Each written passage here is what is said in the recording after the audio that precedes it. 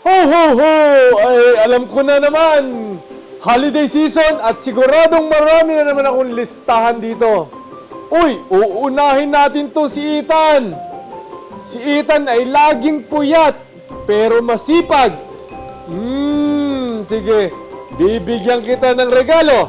Sabi, kuhanan mo si Ethan ng Makita Cordless Coffee Maker. Tama ka dyan, Santa. Saktong-sakto sa na yan.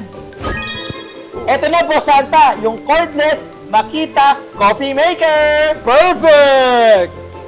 Okay, pagkatapos nito, meron pa tayo Si Carlo, car enthusiast siya. Mahilig sa mga sasakyan, pero masipag, biyahe ng biyahe. Non-stop. Pagka ganyan, biyayaan natin siya.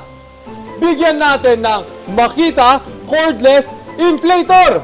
Okay, Boss Santa, masusunod.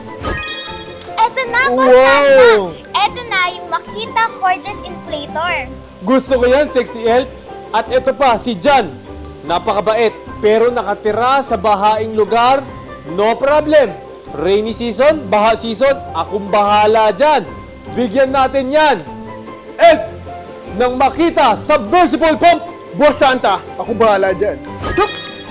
Ang galing mo talaga, Elf. Ito na ang Makita Submersible Pump. Kaya ano man ang magiging wishlist mo ngayong Pasko, merong Makita Power Tools na para sa'yo. Mapanoti ka man or nice, ho ho ho! Merry Christmas!